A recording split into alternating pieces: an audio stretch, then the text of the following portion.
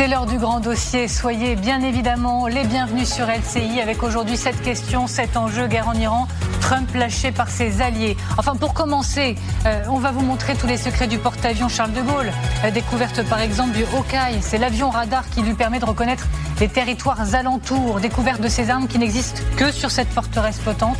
Elle est arrivée non loin du détroit d'Ormuz. Pour certains, tout ça n'est que gesticulation. Nous aurons le débat et l'ambassadeur de France chargé des enjeux maritimes, Olivier Poivre d'Arvor, sera avec nous.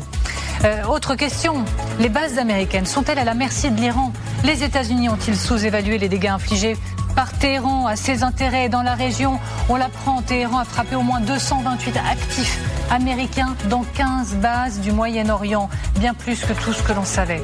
Et vous verrez dans cette émission des images générées par une entreprise d'intelligence artificielle spécialisée. Et voici exactement comment l'Iran attaque un destroyer de l'US Navy et comment la Navy la neutralise. Vous en verrez un tout petit peu plus dans quelques instants. Et est-ce parce qu'il n'arrive pas à défendre la région que Trump a lâché son projet d'escorte de navires dans le détroit ? Eh bien, l'explication est peut-être plus lourde de conséquences que ça. L'Arabie saoudite lui aurait mis des bâtons dans les roues. Mis devant le fait accompli, le pays a empêché les États-Unis d'utiliser ses bases et son espace aérien. Alors Trump est-il lâché par ses alliés ? Le Koweït en a fait autant. Et plus surprenant, vous verrez pourquoi son principal allié dans ce dossier s'appelle peut-être Xi Jinping.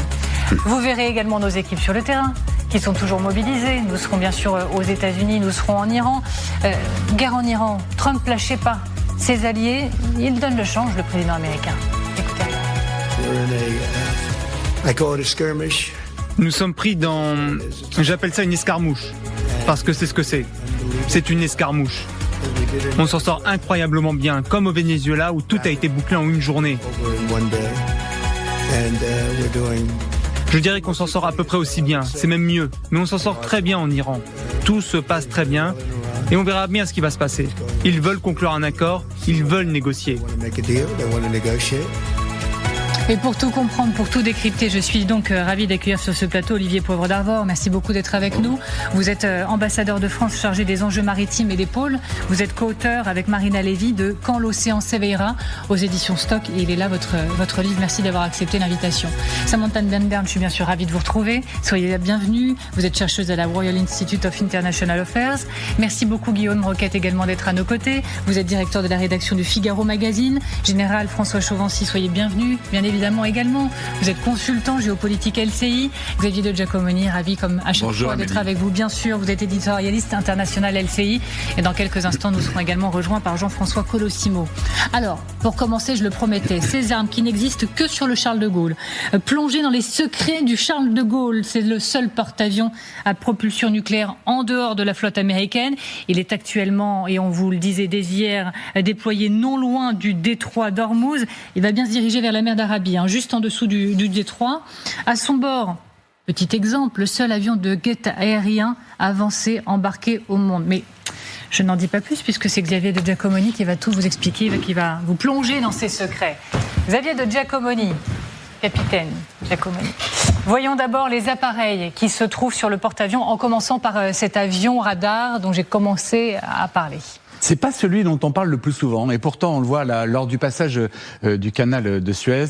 C'est cet appareil-là, vous voyez, il a les ailes repliées et il a cette espèce de rond au-dessus de sa carlingue. En fait, c'est un énorme radar. L'Hawkeye, c'est un avion de guet aérien, c'est un avion radar en fait qui permet de voir tout ce qu'il y a autour du porte-avions et bien plus loin que les radars du bateau lui-même, puisqu'évidemment il est bien plus haut dans le ciel. C'est un équipement qui va permettre à la marine française de mener ses opérations en toute indépendance. Le Hawkeye, il faut le dire, sert aussi de tour de contrôle volant pour les Rafales qui sont à bord du Charles de Gaulle et de centre de commandement aérien. C'est un avion extrêmement important. Ce sont en fait les yeux et le cerveau du Charles de Gaulle. Lorsqu'il décolle, le bâtiment peut voir tout ce qu'il y a aux alentours et à ce moment-là, envoyer ses Rafales pour des missions dans la profondeur. Alors Xavier, il y a ce que l'on trouve sur le Charles de Gaulle, mais il y a ce que l'on trouve tout autour du Charles de Gaulle. Alors, sur le Charles de Gaulle, on trouve aussi évidemment les Rafales, version marine, avec un train avant renforcé pour les appontages qui sont toujours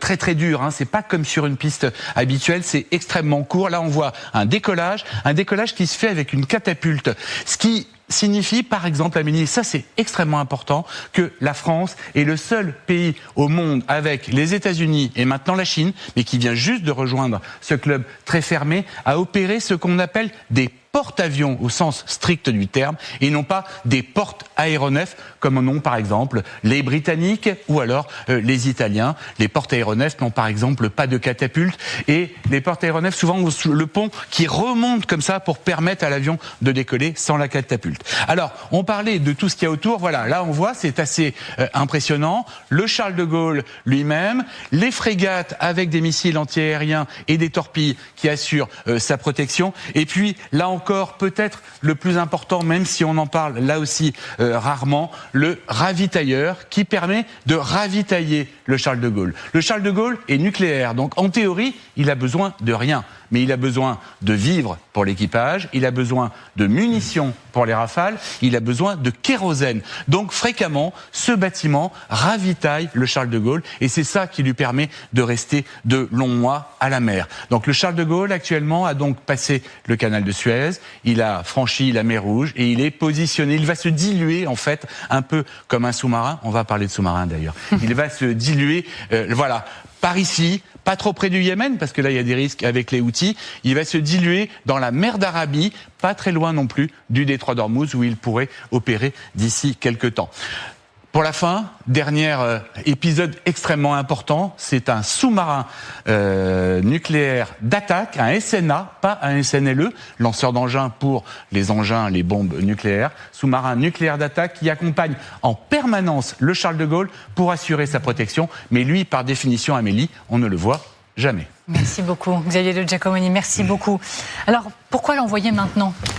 Pourquoi l'envoyer maintenant ? J'écoutais Jean-Noël Barrot, notre ministre des Affaires étrangères, qui dit « Il faut agir, mais dès que le calme est revenu, il dit, il a franchi le détroit pour se déployer quand le calme sera revenu au bénéfice de la France et du monde. » Enfin, nous, ce qu'on comprend, c'est que le calme est loin d'être revenu. Alors pourquoi maintenant ?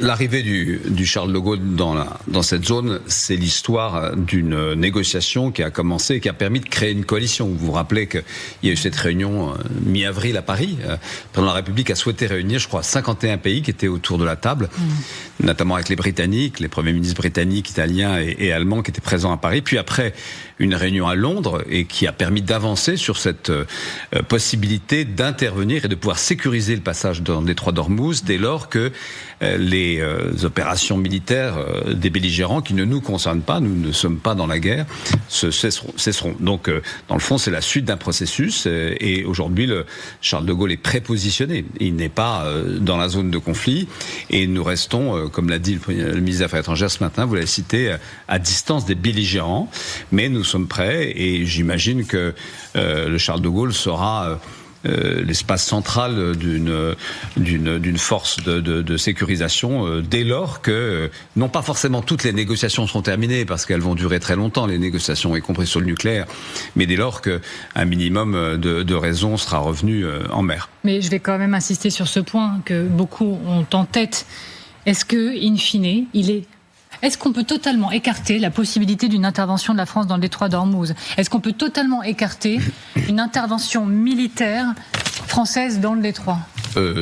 Tout a été dit et répété 1000 fois par le président de la République. Il ne s'agit pas d'une intervention militaire. Nous sommes ici là pour permettre la sécurisation du passage des bateaux, des navires, point à la ligne. Nous n'entrerons pas dans le conflit et donc le Charles de Gaulle est là et il est prêt. Je vous rappelle qu'il était dans l'Arctique au mois de mars, il a fait du chemin. Il s'est rapproché de la zone de conflit, non pas pour entrer dans le conflit, mais pour permettre de mener cette opération qui est portée par 50 pays. C'est pas négligeable. Après, il y a 3 belligérants qui... À ce stade, c'est que symbolique, en fait ? Non, c'est pas symbolique. Non, vous savez, je vais au bout de la provocation dans la question, mais quand vous avez le groupe... certains vont se dire, vous savez, il y a même des responsables politiques qui disent, OK, donc c'est que de la gesticulation. Oui, écoutez, le jour où ils seront en responsabilité, ils diront ça, mais quand vous avez le groupe aéronaval français, qui est quand même un des grands groupes aéronavaux au monde, et qui arrive là, si près d'une zone de conflit, ça veut dire que nous espérons, nous souhaitons, même si nous ne sommes pas acteurs de la négociation, que les conditions permettent de sécuriser pacifiquement le passage de ces bateaux. Je rappelle quand même, et c'est pas lié directement, mais qu'il y a encore avant-hier soir, un bateau de CMA-CGM, 4 blessés, dont je crois certains dans une situation très grave. Donc la situation est complexe pour ces marins, y compris les marins français qui sont sur place. Est-ce qu'on peut arriver dans la zone, monter une telle opération sans que les Iraniens soient au courant ? Il y a forcément des échanges avec les Iraniens. Ils sont au courant parce que le président de la République a appelé, je crois, le président iranien hier soir. Donc je pense que je n'étais pas dans la conversation, mais en tout cas, maintenant ils sont au courant. Mais voilà. Vous avez des conversations avec le président français ? Je suis son envoyé spécial pour les océans, donc je le vois, voilà. je le verrai. C'est pour ça que je me permets quelques questions, parce que je me dis que vous avez en tête quelques éléments venant de l'Élysée. Je le verrai samedi, nous allons en Égypte ensemble, et donc si vous voulez que je pose des questions, je poserai, mais il va vous les répondre directement. Je le ferai, aucun problème, et puis n'hésitez pas à revenir pour nous donner la réponse. Mais je tiens simplement à dire, et c'est que la France, depuis le début, a une position extrêmement claire par rapport à ce conflit qui ne nous concerne pas, mais par contre, comme grande puissance militaire que nous sommes, grande puissance navale, et les Français le savent, je crois que l'intérêt qui a été porté au lancement dans quelques années, évidemment, la France libre l'a bien montré que ce Charles de Gaulle, il n'est pas là uniquement pour la décoration, loin de là, il est là aujourd'hui dans un prépositionnement qui devrait permettre, j'espère, que ce détroit soit enfin accessible à tous. Alors, on a encore pas mal de temps ensemble, donc c'est bien, on va le prendre. En attendant, on va prendre la direction de Washington pour retrouver Sonia Dredi. Merci beaucoup d'être avec nous, journaliste accréditée à la Maison-Blanche. Sonia, comment c'est perçu du côté des États-Unis ? Parce qu'on va s'intéresser au message qui est envoyé. On le dit toujours, ce sont des tonnes de diplomatie sur mer, hein, les porte-avions. Et du côté des États-Unis, comment est reçu ce message envoyé ? Et estime-t-on que c'est un message envoyé à Donald Trump, également, personnellement ? Lui n'a pas encore réagi publiquement au sujet. Ce n'est pas un sujet qui est extrêmement commenté, mais les observateurs et commentateurs expliquent bien que jusqu'à présent, les pays européens étaient plutôt réticents pour ne pas s'impliquer directement dans ce conflit entre les États-Unis et l'Iran, mais que désormais, beaucoup de pays européens avaient une urgence commerciale et énergétique, et donc c'est comme cela notamment qu'ils expliquent ce déploiement du porte-avions Charles de Gaulle. Et il y a quelques jours encore, on entendait Marco Rubio, le secrétaire d'État, qui s'exprimait dans la salle de presse de la Maison-Blanche et qui appelait les autres pays, et donc notamment les pays européens, à s'impliquer pour sécuriser le détroit d'Ormuz. Donc c'est une initiative qui est sûrement très bien reçue par l'administration Trump. Des commentateurs qui expliquent aussi que c'est une initiative séparée du projet Liberté qui a été mise sur pause par Donald Trump et qui consistait à guider les navires dans le détroit d'Ormuz. Merci beaucoup Sonia Dredi, précieuse Sonia Dredi depuis la Maison-Blanche.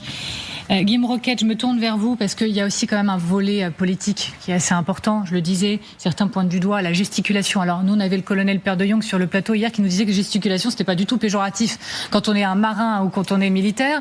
Mais pour d'autres, ce n'est que de la gesticulation. Tout ça est inoffensif, indolore, incolore. Ce n'est que envoyer quelques messages et à grands frais. Oui, parce qu'en fait, on a une marine, mais elle n'est pas là pour faire la guerre. Donc évidemment, c'est un peu compliqué conceptuellement.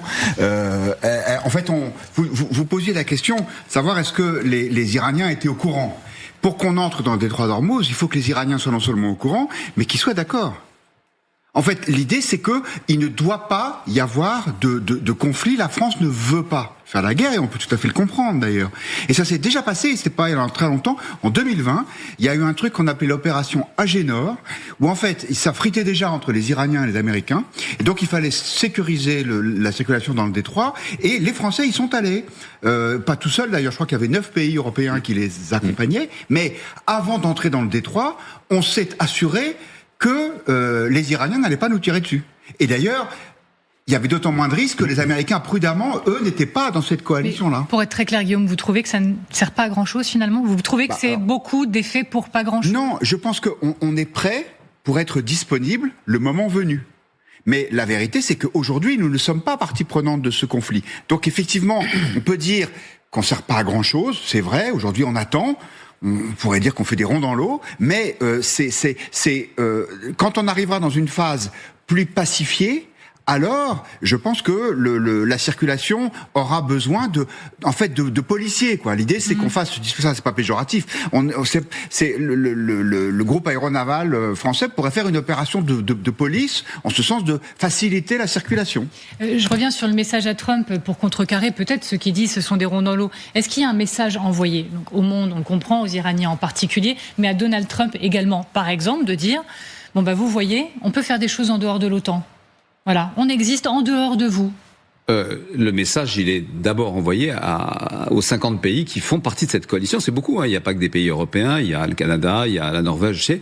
Ensemble, nous sommes prêts à sécuriser. Est-ce qu'il y a un message pour Donald Trump ? Il n'y a pas de message particulièrement ni pour Trump, ni pour les Iraniens, ni pour les Israéliens. Il y a notre position depuis le début qui est très claire, c'est que ce conflit que ne nous concerne pas, que nous l'approuvons pas évidemment, mais que tout a commencé quand même par le blocage iranien, il faut le rappeler, hein, il y a quand même une chronologie, et que depuis deux mois aujourd'hui, cette crise est majeure. Elle cause des torts considérables en termes de ressources pour l'Iran, mais on a vu que l'inflation aux États-Unis est un énorme sujet. Et à l'échelle du monde, et donc il faut bien qu'il y ait un pays, c'est en l'occurrence la France avec le Royaume-Uni, qui ont décidé de penser le juste après. Alors, si vous voulez être efficace, il faut pas être loin. On n'est pas dans le détroit d'Ormuz, hein, on est à côté. Aujourd'hui, le Charles de Gaulle. On sera à disposition dès lors que, en effet, la situation sera pacifiée. C'est pas le cas encore aujourd'hui, mais je pense que notre action sera efficace assez vite. Quand vous aurez le Charles de Gaulle avec ce qui a été décrit à l'instant, je pense qu'on pourra sécuriser sérieusement le passage de centaines de bateaux, et pas uniquement français, il n'y a pas tant de bateaux que français. Je regarde un dernier chiffre qui vient de tomber, je me permets de vous couper pour vous le donner, parce que justement ça tombe plutôt pas mal. Quelques 1500 navires sont actuellement piégés dans le Golfe selon l'Organisation maritime internationale. Ça vient de me parvenir. C'est pas une surprise, ils avaient d'ailleurs annoncé plus, mais aujourd'hui on imagine qu'il y a 1500 navires en effet, et 20 000 marins. Et combien de Français ? Combien de navires français ? Marins français. Et combien de navires français ? 26. Navires français, quand vous parlez de navires de CMA-CGM, certains sont pas sous pavillon français, hein, donc ça fait relativement peu en fait. Et les navires françaises, les navires de CMA-CGM sont quand même pour nous un sujet de préoccupation évidemment, même si ce sont des marins philippins, les pauvres, on pense à eux qui ont été attaqués et blessés gravement il y a maintenant 2 jours. Et 26 marins français à proprement parler. Samantha de Bendern. Oui, je crois que ça devient de plus en plus compliqué de dire que ce n'est pas notre guerre, parce qu'au début, en effet, c'était pas notre guerre. Tous les pays européens voulaient s'en dissocier. Mais là, j'ai fait mon plein avant de venir sur le plateau. Je peux vous dire que je me suis sentie concernée.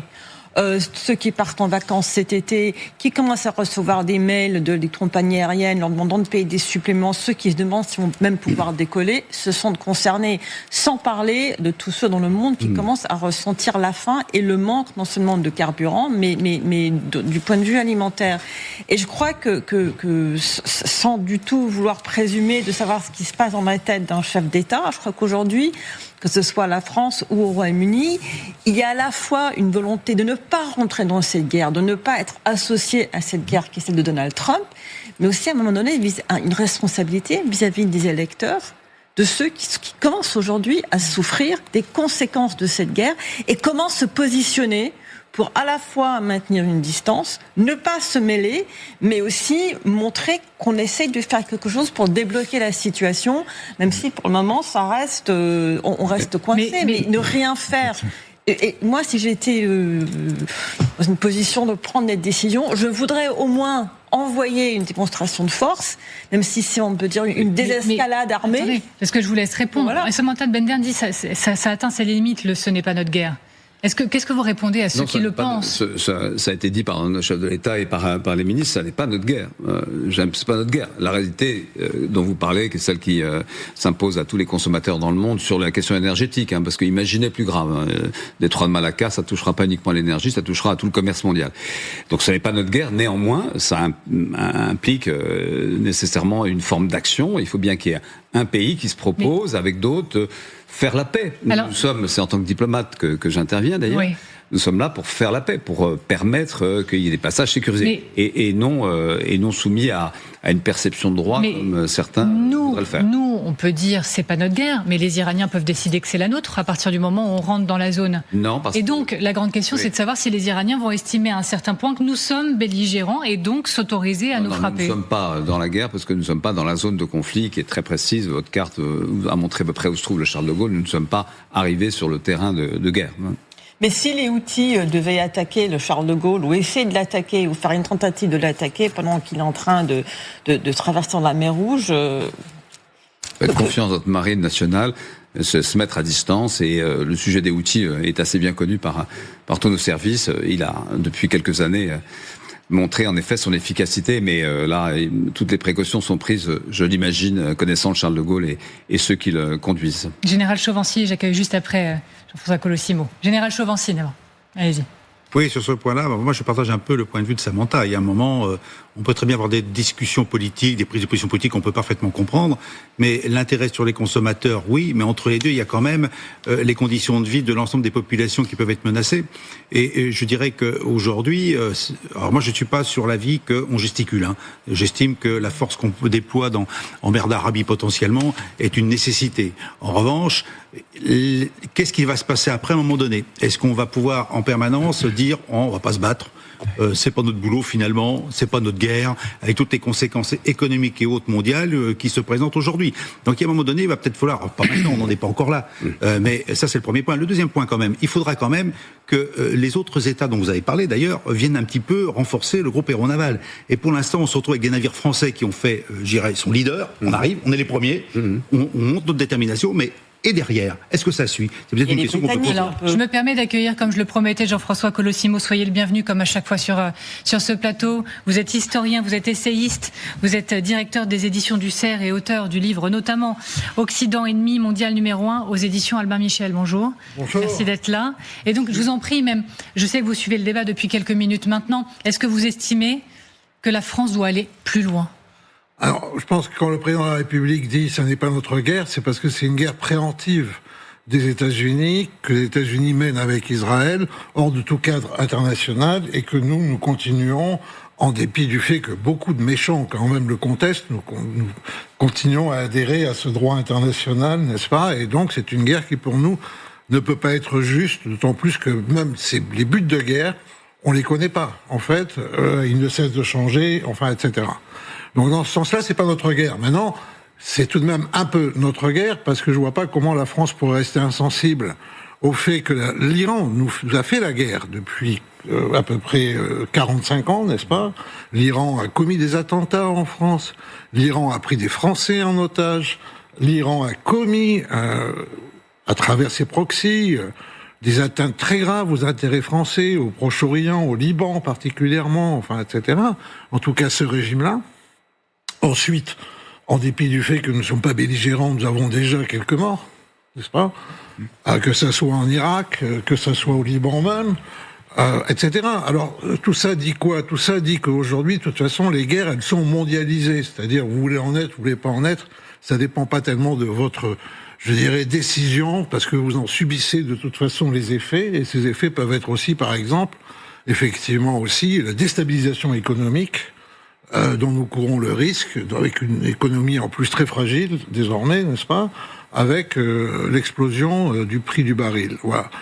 Donc dans ce cadre-là, évidemment, c'était très sympathique de voir le Charles de Gaulle emprunter le canal de Suez, n'est-ce pas, au nom de cette coalition franco-britannique, même si, pour ceux qui connaissent un peu l'histoire, la dernière coalition franco-britannique qui s'est occupée d'un canal ou d'un détroit a quand même fini dans une catastrophe totale. C'était l'affaire de Suez en 1956. Et les Américains et les Soviétiques s'étaient mis d'accord à ce moment-là pour nous dire de rentrer à domicile, nous, les deux vieilles puissances coloniales, n'est-ce pas, les deux empires maritimes. Alors, je vous vois d'inviter des gens très cultivés sur votre plateau, et Jean-François Lay, il a la profondeur de l'histoire et la connaissance de la géographie, mais enfin, il faut ramener les choses à la question. Il s'agit d'une force qui est née, je le rappelle, le 17 avril à Paris, qui réunit 51 pays. Ça n'a rien à voir avec ce que vous décrivez, en effet, il y a quelques dizaines d'années. Et elle a clairement comme mission de faire respecter le droit international. Le droit international, il n'est pas respecté. Bien sûr. Tout simplement parce que on est en haute mer et qu'il y a donc pas de possibilité de bloquer comme ça du jour au lendemain un passage. Et pas non plus de péage. Donc ça, c'est une position. On va devoir avancer, mais allez-y. Oui, bon, la France peut réunir 51 pays. Il y a deux pays qui font la guerre aujourd'hui, qui s'appellent les États-Unis et Israël, qui se passent de l'opinion de ces 50 pays et de 250 autres qu'on pourrait assembler. Et de l'autre côté, il y a un régime qui, encore une fois, est un régime messieurs, hautement criminel. Je vous propose de de profiter de la petite pause qui s'offre à vous pour poursuivre ce débat. Dans un instant, ces révélations, l'Iran a frappé au moins 228 actifs américains dans 15 bases du Moyen-Orient. C'est bien plus que tout ce qui avait été mis sur la table ou révélé. On attend bien sûr votre regard sur cette situation. Images à suivre générées par l'intelligence artificielle des guérillas maritimes en cours. Images aussi à suivre des Iraniens qui ont récupéré un drone de reconnaissance américain et qui l'exhibent. Et cette question, Trump paye-t-il les faiblesses de sa stratégie avec des alliés qui commencent à le lâcher, Arabie Saoudite ou encore Koweït? À tout de suite.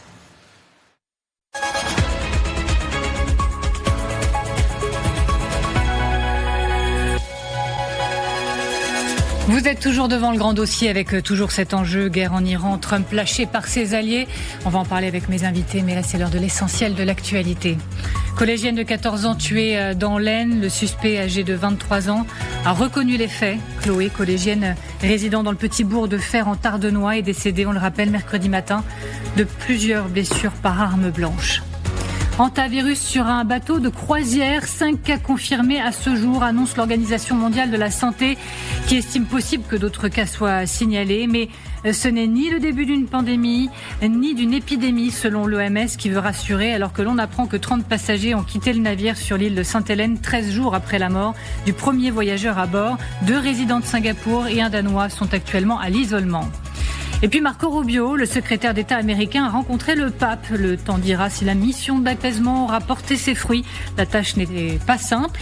Les critiques du pape sur la guerre en Iran ont suscité des propos très amers de la part du président américain. Il avait jugé que le chef de l'Église catholique était faible sur le crime et le terrorisme. Le Léon XIV avait rétorqué qu'il n'avait pas peur de l'administration américaine. Voilà pour l'essentiel de l'actualité. On reprend donc le fil de ce grand dossier, Trump lâché par ses alliés. Donc je suis toujours ravie d'être sur ce plateau avec Samantha Bendern, avec Guillaume Roquette, avec le général Chauvency, avec Xavier de Giacomoni et donc également avec vous, Monsieur Poivre d'Arvor, Olivier Poivre d'Arvor, ambassadeur de France chargé des enjeux maritimes et des pôles, co-auteur avec Marina Lévy de Quand l'océan s'éveillera aux éditions Stock. Et donc merci également d'être avec nous, Jean-François Colossimo, historien, essayiste, et votre livre Occident, ennemi mondial numéro 1 aux éditions Albin Michel. Les bases... Pardon. Je voulais juste dire, dans le sens de ce que disait Olivier Poivre d'Arvor, que en revanche, pour moi, l'envoi du Charles de Gaulle est important pour l'Europe. C'était un message envoyé en fait aux pays européens, et là c'est très important. Que en fait, bon, nous sommes le seul pays à avoir les moyens, n'est-ce pas ? Je parle depuis que l'Angleterre, avec le Brexit, est sortie, mais on est en train de la retrouver comme alliée, de toute façon. Hein, parce qu'on est deux puissances, encore une fois. Nous avons une histoire commune, nous avons une longue histoire, et puis nous avons, encore une fois, l'arme atomique, des armées complètes, etc. Et puis aussi, c'est cette manière démonstrative de pouvoir aller sur les lieux de conflit, même si c'est pas pour guerroyer, mais pour se montrer. Et ça, c'est quand même un encouragement à l'Europe, que l'Europe n'est pas complètement en dehors du jeu. Ça, voilà, au moins pour ça, ça vaut la peine. Alors, ça devait être dit. Je dois avancer, pardonnez-moi, mais oui, on veut maintenant vous parler de ces bases américaines. Non, mais je vous en prie, hein, vous l'aviez sur le cœur, Jean-François Colossimo. On voulait vous parler de ces bases américaines à la merci de l'Iran. L'Iran a frappé au moins 228 actifs américains dans 15 bases du Moyen-Orient. C'est bien plus que tout ce que nous savions, que tout ce qui avait été révélé à ce jour. Et la majeure partie des dommages s'est produite au cours de la première semaine de la guerre. Ce que cela dit éventuellement des faiblesses américaines. Ce que l'on sait de l'étendue des dégâts, eh bien c'est Xavier de Giacomoni qui va vous en dire un peu plus. Beaucoup plus même, tiens, d'ailleurs. Xavier de Giacomoni. Xavier, des dégâts plus importants. La preuve vient des images satellites. Est-ce que vous pouvez nous montrer de quoi on parle ?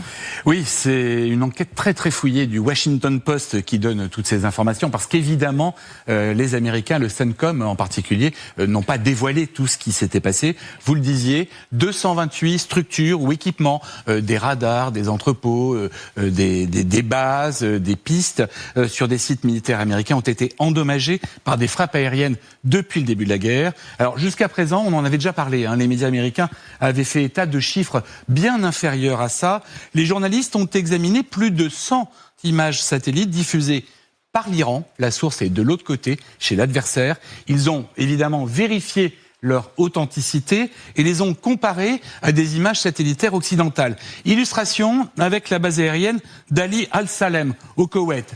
Vous voyez ici ces petits carrés blancs, eh bien en fait ce sont, ça a été très très vite, on voyait les carrés blancs, ce sont des réservoirs de carburant, notamment pour les avions, et si vous comptez après les frappes, eh bien vous voyez qu'il y en a 9 qui ont été frappés, il n'en reste plus qu'un qui soit intact. Et on voit aussi, ça c'est très intéressant, qu'il n'y a pas de cratère autour, a priori, de ce qu'on voit ici. Donc, que les frappes ont été ciblées de manière très précise par les Iraniens. On y reviendra. Et des images de ce type, il y en a plusieurs. Regardez, ici, un hélicoptère de l'armée américaine, donc des casernes, des hangars, des entrepôts visés et touchés sur des bases américaines installées dans les pays du Golfe. Parmi ces bases, il y a celle de Al Udeid, au Qatar. C'est quand même le siège du CENTCOM, le commandement militaire américain au Moyen-Orient. Ou encore, il y a celle de Prince Sultan en Arabie Saoudite. Vous voyez tous ces débris où on le savait déjà, un avion AWACS a été frappé, détruit. C'était fin mars. Regardez cet appareil, totalement détruit, totalement inutilisable. Vous savez combien ça coûte cet appareil, Amélie ? 500 millions de dollars. C'est un radar volant encore plus sophistiqué que le Hawkeye dont nous parlions tout à l'heure, embarqué sur le Charles de Gaulle.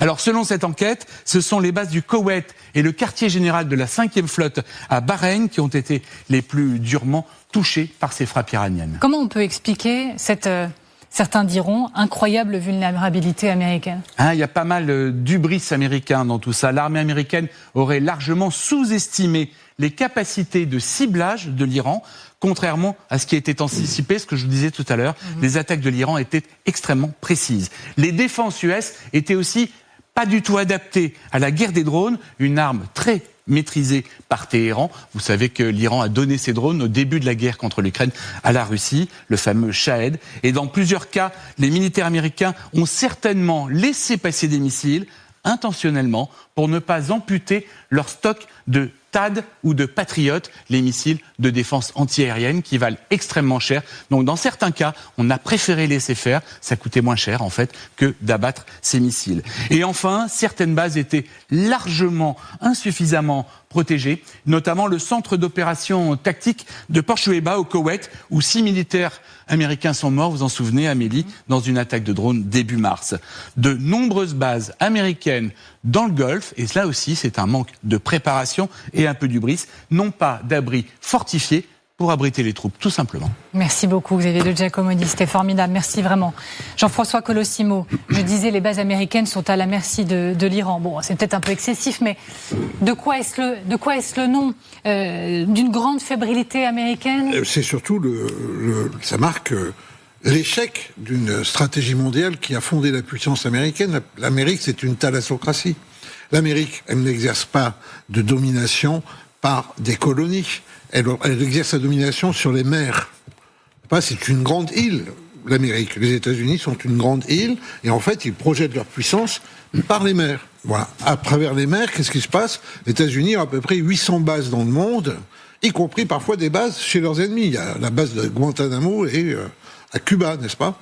Donc, c'est un maillage comme il n'a jamais existé dans le monde. La planète entière, en fait, possède des relais de la puissance américaine, et une base américaine, ça n'est pas, une colonie de vacances. C'est forcément quelque chose d'important, de massif, avec une concentration de moyens, effectivement aussi, de contrôle. De quoi ? De l'information, des échanges téléphoniques, de ceci, de cela, des radars, des satellites, enfin, etc. Donc, il y a aussi ça, c'est que s'ils sont tellement touchés, c'est qu'ils en ont beaucoup de bases, et particulièrement au Moyen-Orient. Mais depuis, en fait, le 11 septembre 2001, ces bases sont conçues, en fait, comme, en quelque sorte, des citadelles cadenassées. L'important, c'est d'éviter qu'elles soient attaquées et qu'elles soient frappées par des terroristes. Cadenassés, mais mal protégés, oui, c'est ça. Mais donc, pas contre des missiles. Et comme toujours dans ce genre, le Pentagone, c'est énorme. Vous voyez, c'est donc, je veux dire, ils ont pris une option de cadenasser les bases, c'est ce qu'ils ont redouté depuis le 11 septembre 2001, et ils n'ont pas pensé à ces attaques venues du ciel, dont les Iraniens, en fait, étaient capables, et comme on l'a dit parfaitement, vous l'avez dit, il y a une hubris, ils ont vraiment sous-estimé cette capacité iranienne. Le résultat politique, c'est que ça découvre d'abord une faiblesse au Proche-Orient lui-même. par rapport à leurs alliés. Vous voyez, les Koweïtis, les Saoudiens, les Qataris, les Émiratis, qu'est-ce qu'ils pensent ? Ils se disent en quoi les États-Unis peuvent nous protéger alors qu'ils n'arrivent même pas à se protéger eux-mêmes. Ça, c'est un premier point.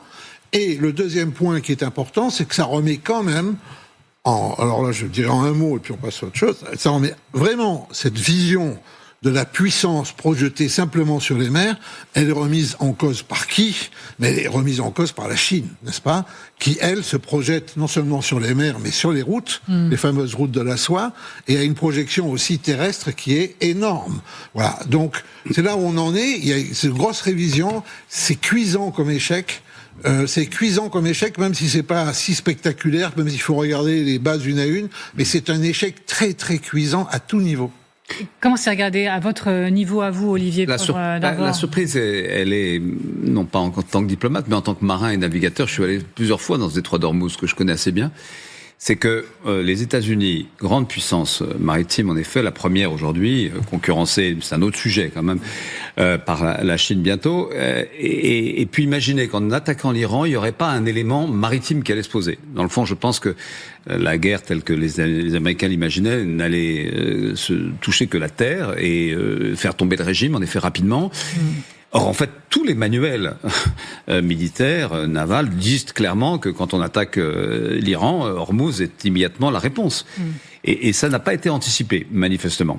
Et ça, c'est vraiment, dans le fond, une espèce d'impensé maritime, y compris des grandes nations. En tant que diplomate à ce niveau-là, vous en tirez? Est-ce que vous, les diplomates, je vous dis vous, votre réseau, vos contacts, et du côté de l'Élysée, on se dit, bon ben voilà, c'est la faiblesse américaine qui est un peu mise à nu. La faiblesse américaine de Donald Trump, de sa stratégie, mais aussi de toute sa présence dans la région et potentiellement au regard des autres puissances qui doivent se frotter les mains, Poutine, la Chine, etc. Non, je laisserai le président vous répondre sur ce sujet.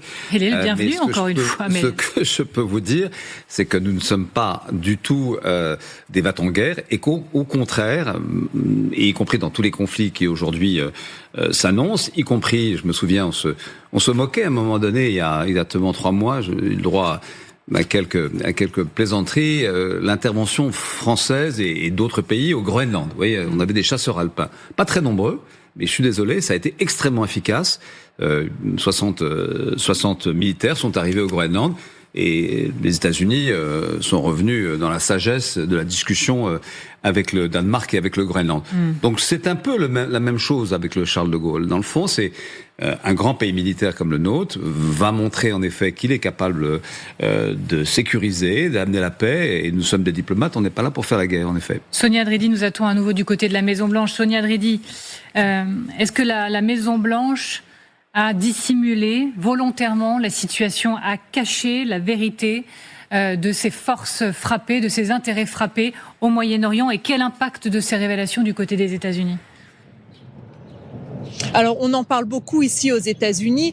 C'est vrai que les révélations qui ont été faites par le Washington Post montrent que l'ampleur des destructions est bien supérieure à ce que le gouvernement américain a reconnu publiquement jusqu'à présent, sans qu'on puisse forcément parler de dissimulation. En tout cas, il y a une volonté de pas afficher ces informations. On a une administration qui est de plus en plus gênée par cette guerre. Encore hier soir, le Wall Street Journal révélait qu'en privé, il y a beaucoup de conseillers de Donald Trump ici à la Maison-Blanche qui espèrent que cette guerre va bientôt se terminer, qui sont de plus en plus inquiets par le coût politique de cette guerre des États-Unis en Iran. Et les images qui ont été publiées montrent en effet que les dégâts sont bien plus importants qu'affichés, avec au moins 228 structures ou équipements touchés sur des sites militaires américains. Et le Washington Post explique que l'armée américaine n'a pas suffisamment adapté, ne s'est pas suffisamment adapté à la guerre moderne, à la guerre par drone notamment, et avait laissé certaines bases insuffisamment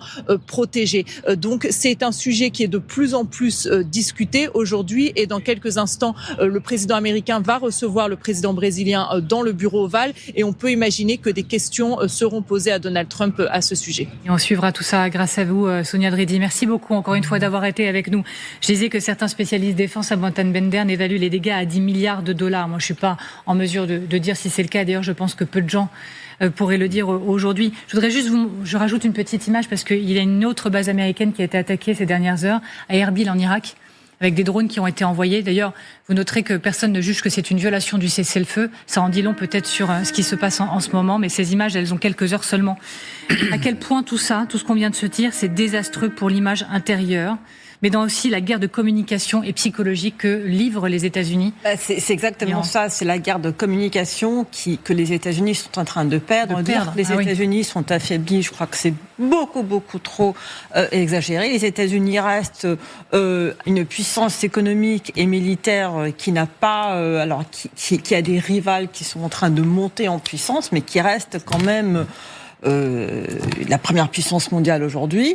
Ce que les États-Unis ont démontré, par exemple, c'est qu'ils ont un gouvernement aujourd'hui qui, malgré cette puissance, fait n'importe quoi.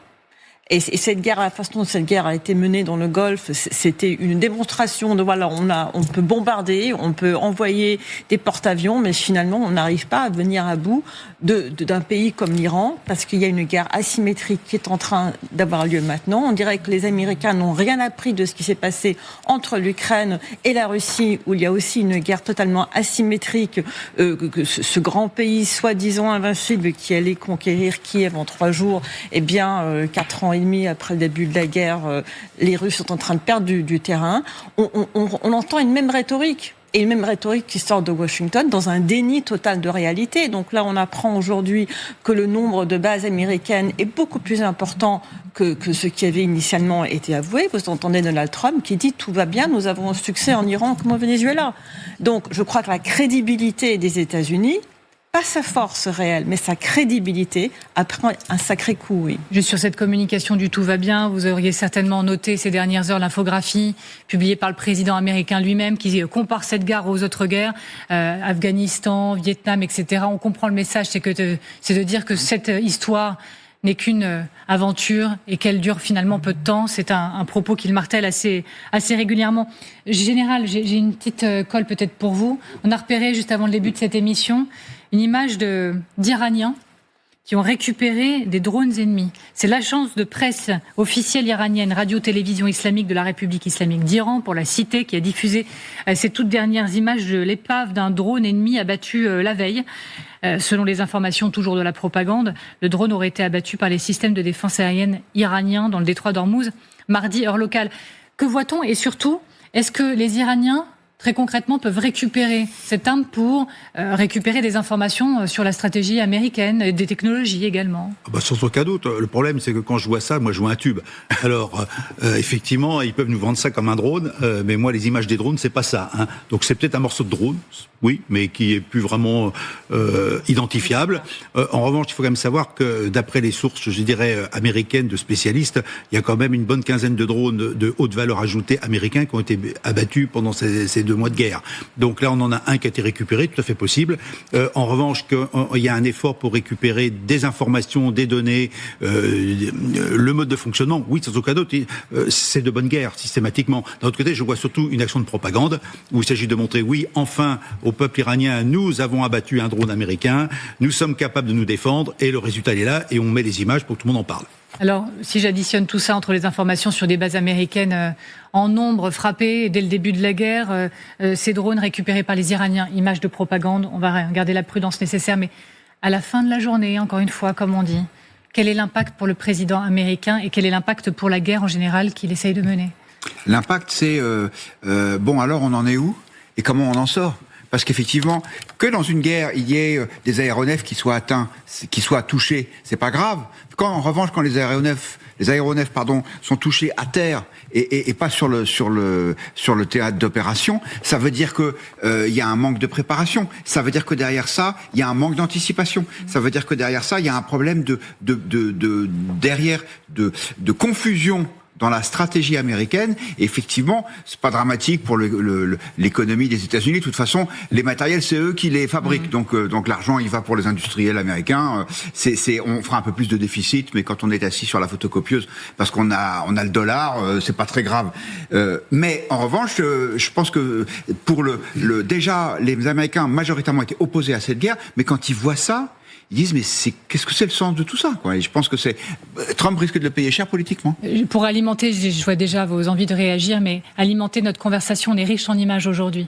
Il y a une entreprise qui est spécialisée dans l'intelligence artificielle qui modélise les batailles parfois en cours, notamment dans le détroit d'Ormuz. Et voici exactement, selon cette animation d'intelligence artificielle, comment l'Iran attaque un destroyer de l'US Navy et comment la Navy le neutralise. Des dizaines de vedettes rapides venant de toutes les directions, des missiles anti-navires lancés depuis la côte, ça c'est pour les Iraniens, des drones envahissant le ciel, tout ça en même temps, et on comprend que l'idée est simple, c'est un déluge iranien, de sorte que quelque chose finira par passer sur le destroyer américain.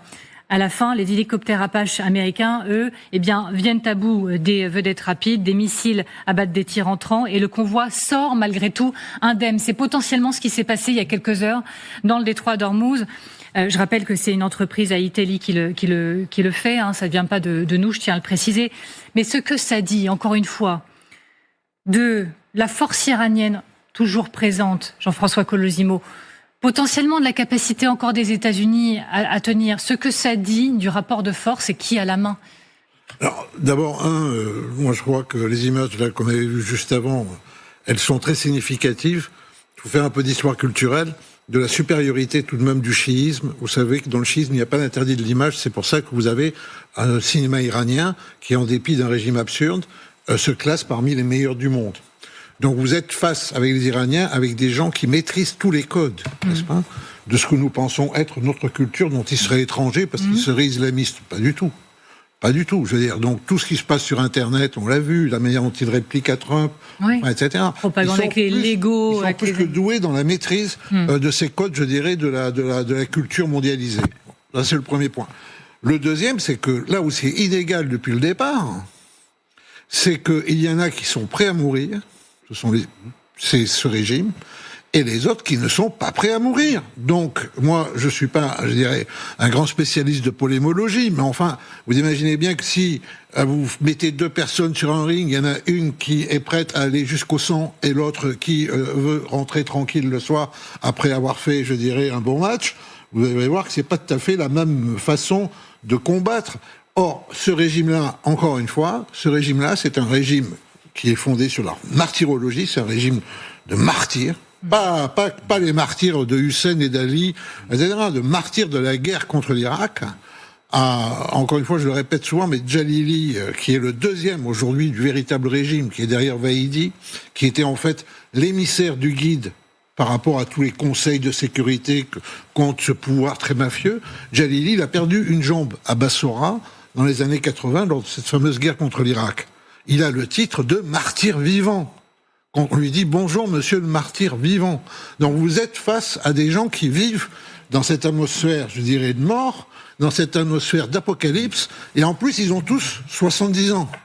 Qu'est-ce que vous voulez qu'ils attendent d'une paix avec monsieur Trump? Mais donc rien à vous entendre, ils ont la main. Et je crois que parce qu'ils ne sont pas dans les mêmes dimensions, ils ne sont pas dans la même chronologie, voilà. et pas dans la même vision du monde. Et quand, on l'a vu très tristement, quand monsieur Trump a appelé les Iraniens à se rendre dans la rue, n'est-ce pas, sans avoir vraiment de solution, etc. Bon, ils ont tué, semble-t-il, 35 000... 40 000 peut-être même. 40 000 de leurs gens, sans broncher. C'est ce rapport de détermination, n'est-ce pas, qui est quand même, je dirais, quelque chose de fondamental dans cette guerre et qu'il faut admettre pour ce que c'est. C'est pour ça, je crois que c'est un pouvoir très maléfique qu'il faudrait éradiquer. Oui, mais vous verrez pourquoi, dans quelques instants, on continuera de regarder pourquoi c'est vraiment compliqué en ce moment pour Donald Trump, lâché potentiellement par des alliés cruciaux. Un mot? Oui, mais effectivement, l'avantage de l'Iran, c'est qu'ils ont des martyrs vivants, contrairement aux Américains. Mais un martyr vivant face à une batterie anti-aérienne d'un destroyer américain, ça fait pas le poids. Ou face à ces hélicoptères qui ont des canons de 30 mm. Malheureusement. Mais la preuve, en fait. Ça fait le poids pendant 2 mois, en tout cas. D'autant plus que cette bataille-là, on l'a pas vraiment vue, Amélie. Ça fait le poids pendant 2 mois. Ça s'est arrêté juste avant qu'il y ait cette bataille-là. Oui, mais pour l'instant, qui n'était pas gagné. Les Américains, ils ont la supériorité militaire. Donc c'est quand même un atout. Qui sert pas à grand-chose. Je rappelle qu'on peut faire fléchir l'Iran sans l'attaquer militairement. Et les régimes des sanctions a beaucoup fait pour affaiblir l'Iran, et le ministre Barrot ce matin l'a rappelé d'ailleurs qu'aucune sanction ne serait levée tant que ce conflit existera. Donc il y a d'autres moyens que de faire la guerre. Voilà. Alors, pourquoi Trump, pardonnez-moi, je dois avancer vers le sujet suivant, mais cette question également centrale aujourd'hui. Vous savez que ça fait plusieurs heures maintenant qu'on se demande pourquoi Donald Trump a brutalement lâché son projet liberté, son projet d'escorte de navires dans le détroit d'Ormuz. On s'est demandé si c'était parce qu'il était proche d'un accord avec les Iraniens. Eh bien, non, c'est peut-être pas ça la raison. La raison, c'est peut-être parce qu'il est lâché. Lâché par l'Arabie Saoudite, le Koweït, qui ont refusé à Trump l'usage de leur base aérienne. Le Royaume a interdit aux États-Unis de faire décoller des avions depuis la base aérienne Prince Sultan ou de traverser ne serait-ce que son espace aérien, immobilisant complètement l'opération en cours, supprimant le parapluie de défense aérienne, protégeant les navires en transit dans cette opération. Et selon le site de la chaîne américaine qui dévoile les informations, NBC News, l'annonce par le locataire de la Maison-Blanche de cette opération, sans que les alliés dans la région ne soient au courant, les a tout simplement excédé. Le Koweït également a coupé l'accès aux États-Unis à ses bases et à son ciel. Alors, en quoi et pourquoi cela a à ce point lié les mains du président américain pour son opération? Quel impact de ce choix, de cette colère des alliés? On voit ça ensemble, Général Chauvency. Général, en quoi ce refus a pu bloquer les États-Unis au point de rendre impossible la poursuite d'une opération décidée par la première puissance mondiale? En fait, vous avez la flotte ici à peu près américaine. Ici, vous avez des bases qui permettent aussi d'aller sur le Golfe. Mais quand vous regardez en gros la distance estimée pour aller là par rapport à là et là, vous voyez bien que le double de la distance pose des problèmes d'élongation pour les les avions présents sur le porte-avions. Donc aujourd'hui, les États-Unis ont besoin de ces bases qui diminuent la distance d'usage des avions et assurent ce que vous avez évoqué tout à l'heure, ce parapluie aérien. Donc on doit se contenter de ce qu'il y a sur les plateformes, je dirais, aéronavales des porte-avions, donc diminution finalement de la capacité d'intervention et sans doute de la permanence en l'air, parce qu'il faudra une permanence en l'air pour assurer finalement la protection des navires. Merci beaucoup, Général Chauvency. Donald Trump, il a un problème saoudien. Voilà, on commence à le voir. Les Saoudiens, ils soutenaient la guerre. Là, c'est un virage à 180 degrés. Qui a quelles conséquences? Elles sont profondes, elles sont lourdes, Samantha Bendern. Oui, je pense qu'elles sont très lourdes. Il faut essayer de comprendre pourquoi l'Arabie Saoudite a fait ce virement. Donc, il y a plusieurs hypothèses. Il faut savoir, donc, le Pakistan a, si vous voulez, informé le monde que l'opération Freedom était suspendue. Le Pakistan et l'Arabie Saoudite sont extrêmement proches. Ils ont même un accord militaire qui présumerait potentiellement même un partage du parapluie nucléaire pakistanais, ça c'est une chose. Deux, l'Arabie Saoudite et les autres pays du Golfe, le Koweït, et je mets de côté les Émirats arabes, mais le Koweït et l'Arabie Saoudite font aussi une démonstration de souveraineté. Nous ne voulons plus être les vassals, nous ne voulons plus être des espèces de parking pour les États-Unis. Nous avons aussi notre souveraineté dans la façon de décider notre politique étrangère. 3, la peur des représailles. On a vu récemment les bombardements très intenses sur les Émirats arabes unis. Et donc, l'idée qu'il y ait de nouveau des représailles iranienne, sans doute très très forte dans leur décision. Et puis il y a le rapprochement avec la Chine, surtout de l'Arabie Saoudite. L'Arabie Saoudite qui exporte énormément de pétrole vers la Chine. L'Arabie Saoudite qui dépend énormément de la Chine pour son projet 2030 dans lequel elle veut se créer, devenir une puissance technologique. Donc les puces chinoises jouent un rôle important ici. Donc on voit un potentiel de reconfiguration géopolitique du Golfe et du monde. Et qui va bénéficier avant tout, sans doute, à la Chine. Mais encore une fois, sur la question de l'impact, la conséquence de ce lâchage des alliés, est-ce que, pour faire simple, ça empêche purement et simplement Trump de continuer sa guerre? Quand bien même il le voudrait, sans les alliés, est-ce qu'il ne peut pas y aller? Pas totalement, mais évidemment que ça le ligote. La preuve, vous voyez que son opération, il a dû y renoncer, n'est-ce pas? Donc ça, c'est plutôt clair. Ce qui se passe, c'est qu'à part les Émirats arabes unis, où il y a le seul vrai stratège de la région, qui s'appelle Mohamed Ben Zayed, MBZ, qui est le vrai gars qui, dans cette région, a tort ou a raison, on peut pas être d'accord avec sa vision, mais lui, il a une vision totalement construite, et lui, il est pour faire plier le régime iranien. Mais, comme a très bien dit Samantha, les Saoudiens, les Koweïtis, les Qataris vivent dans la peur de l'Iran, Et ils se disent que, au fond, eux aussi, à leur façon, que c'est pas tout à fait leur guerre, n'est-ce pas? Donc, ils veulent bien servir de base, ils veulent bien qu'on cogne à partir de chez eux, mais ils ne veulent pas qu'on cogne trop fort. Et surtout parce qu'ils se disent qu'un jour, les Américains vont repartir et que c'est eux qui vont se retrouver peut-être avec ce régime iranien toujours en place. Et que ce régime iranien sera peut-être affaibli, mais c'est évident qu'il concentrera ses dernières forces à leur faire payer leur mauvaise alliance. Donc, de ce point de vue-là, l'Amérique là aussi est dans une situation très, très négative d'un point de vue diplomatique. Parce que je vous rappelle qu'il y a une époque, l'Arabie Saoudite, c'était en fait un dominion des États-Unis, n'est-ce pas? Alors, le point de vue diplomatique. Diplomate que vous êtes, Olivier Poivre d'Arvor, les conséquences que vous analysez au plus haut niveau du côté français d'un tel lâchage des alliés? Pas d'avis à ce stade, c'est des commentaires à chaud, vont pas déterminer à mon avis les positions des pays qui sont autour. Évidemment, ils sont très concernés, ils sont attaqués, ils l'ont été d'ailleurs, et ça a des impacts importants sur leur économie, sur le tourisme aussi, et on parle pas suffisamment en effet des liaisons aériennes aussi qui sont bloquées. Mais je pense que, en effet, ces pays veulent la paix, tous. Nous sommes tous d'accord sur ça, et qu'il faut que cette guerre, en effet, finisse vite. Elle coûte cher. Depuis 2 mois, elle n'était pas annoncée, et Sébastien Lecornu l'a redit, je crois, il y a quelques instants. Elle peut poser de manière très grave, provoquer un choc brutal très grave, y compris sur la question alimentaire. Pour l'instant, on est quand même beaucoup sur le sujet énergétique. D'une certaine manière, cette crise, elle illustre ce que les choke points, comme on les appelle, que ça soit le Panama, que ça soit Suez, avec les Houthis, ou évidemment un jour le détroit de Malacca. Ce que ça peut être. Imaginez que le détroit de Malacca soit bloqué et...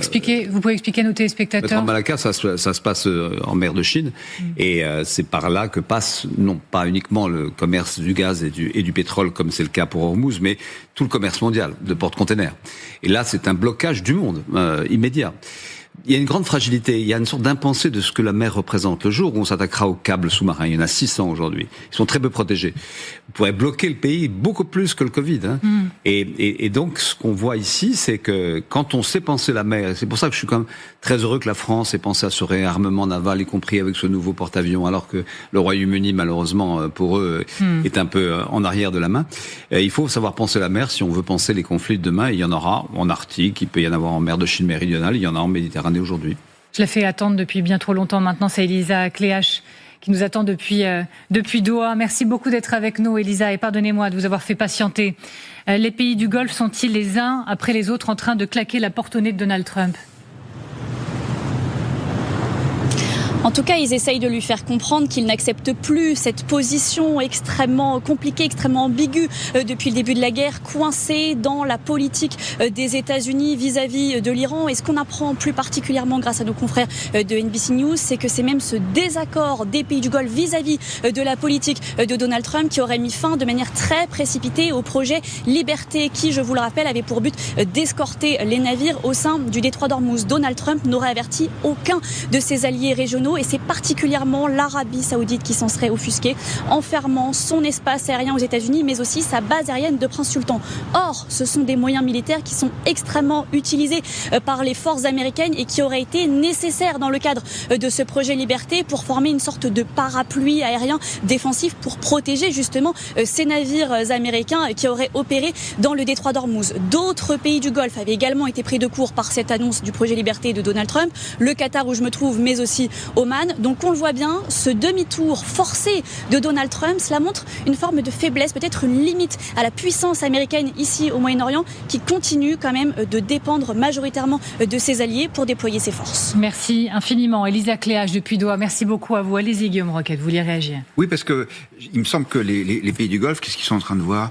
Ils sont en train de voir que leur allié va peut-être se barrer sans avoir gagné sa guerre. Et donc ils se disent, les Américains seront repartis, mais nous, on aura toujours l'Iran à notre porte. Et donc, il faut essayer de limiter les dégâts et donc d'agiter le drapeau blanc. Enfin, pardon, je la fais un peu courte, mais c'est peut-être ça la conséquence effectivement de la volonté de. Quand Donald Trump dit la première partie de la guerre est un succès complet, sa furie épique. Le Pentagone dit les forces iraniennes ont été décimées. Bon, quand on en est à ce degré-là de mensonge, ça veut dire qu'a priori, on s'apprête à partir en faisant semblant d'avoir gagné. Et ça, j'imagine qu'à juste titre, ça inquiète tous les pays du Golfe. Alors, je vais vous poser une question qui va vous sembler disruptive.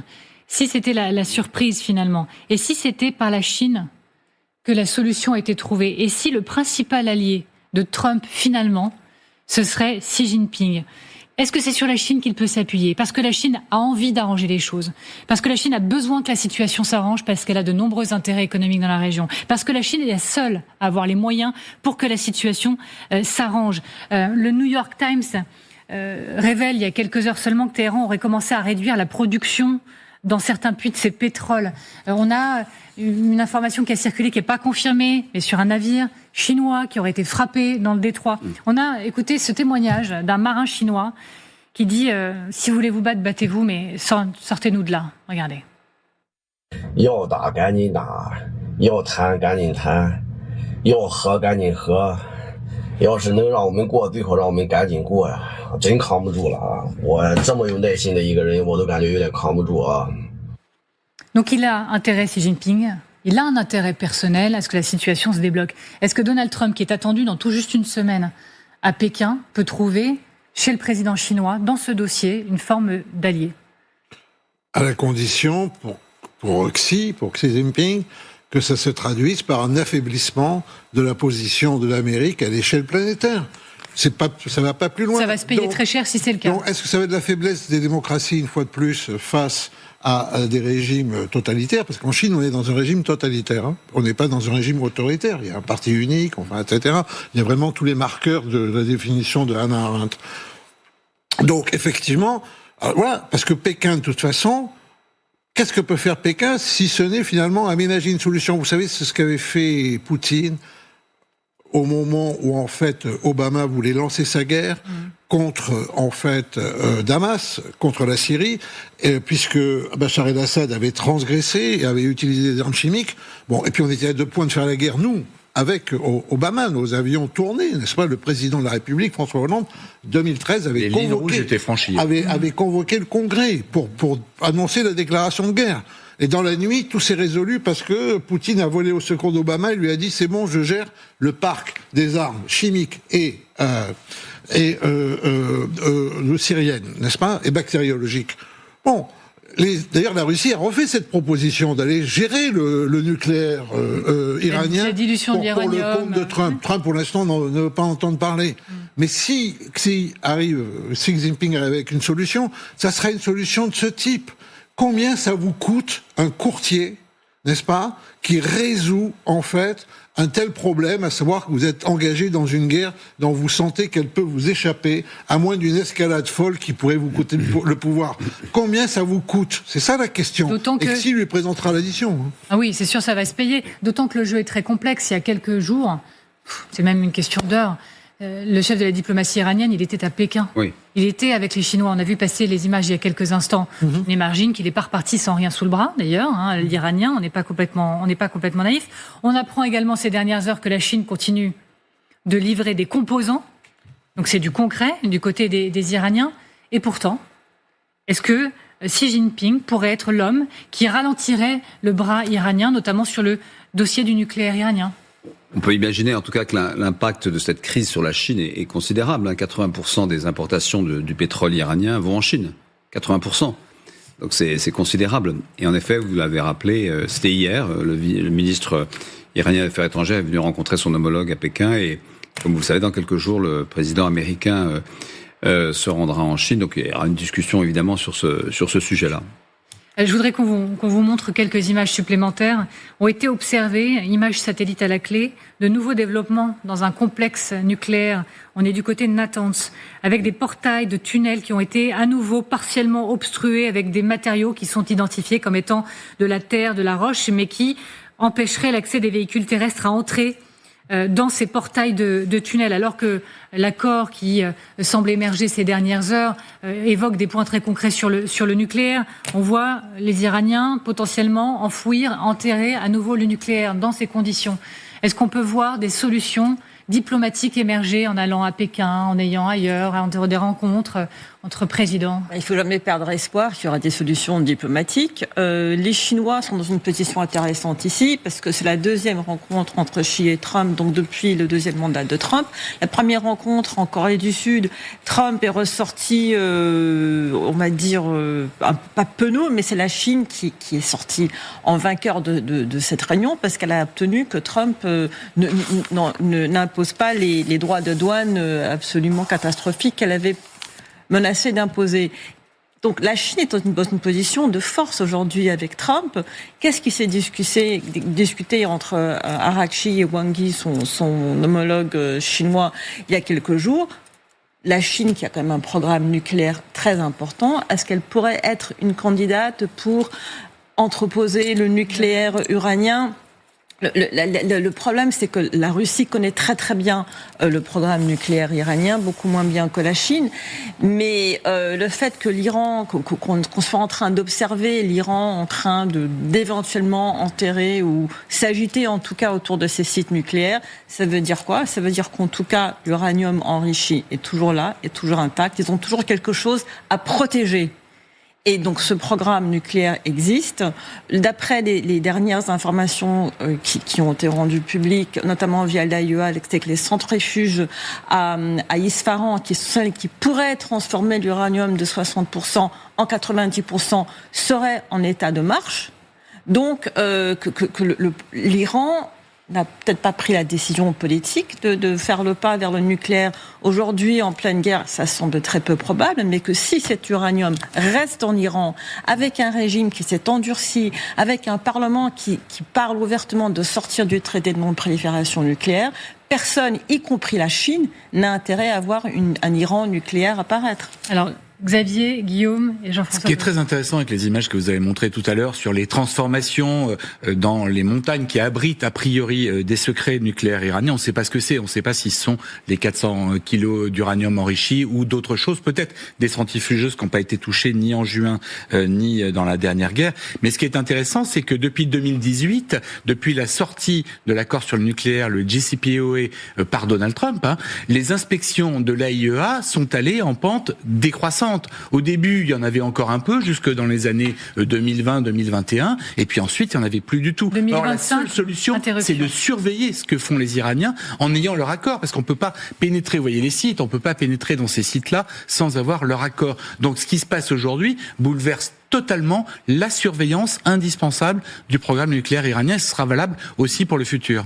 Guillaume. Les gens qui vont être furieux en voyant ces images-là des travaux des Iraniens, ce sont les Israéliens. Mais oui. On est le 7 mai. Demain, ça fera un mois que le cessez-le-feu entre l'Iran et les États-Unis sera entré en vigueur. Le résultat des courses, c'est quoi? C'est ça. C'est-à-dire que les Iraniens, ils en profitent pour protéger au maximum leurs installations. Et là, il y a une vraie divergence entre Israéliens et Américains, parce que Netanyahou dit à Trump, regarde, tu as arrêté la guerre, et du coup, le danger nucléaire, il est plus présent que jamais, et c'est pour ça qu'il faudrait la reprendre. Et on sait que la pression, elle est maximale du côté de Benyamin Netanyahou, qui fait savoir que son armée de l'air est prête à intervenir et en totalité à tout moment. Jean-François Colossimo. Oui, mais je pense que ce qu'a dit Guillaume est exact. Parce que là, on parle, mais la question du nucléaire iranien, c'est une question essentiellement pour Israël, n'est-ce pas? Je veux dire par là que pour nous, c'est peut-être une question, mais on est bien loin d'être une cible. Ce régime, depuis 47 ans, dit tous les jours qu'il va détruire Israël, n'est-ce pas? Donc quand vous êtes israélien, vous ne pouvez pas ne pas prendre cette menace que les Israéliens disent existentielle, vous ne pouvez pas ne pas la prendre en compte, c'est impossible. Donc, qu'est-ce qui va se passer si les États-Unis se contentent d'un accord, je dirais, totalement bancal, où en fait, peut-être que l'uranium enrichi resterait sans rester, mais serait à la main des Chinois, qui en même temps seraient quand même les meilleurs amis des Iraniens, tout ça, en sachant que, on le sait, on l'a répété, tout le problème de l'uranium enrichi, c'est que arriver à 60%, ça prend un temps fou. En revanche, passer de 60 à 90, ça va très vite.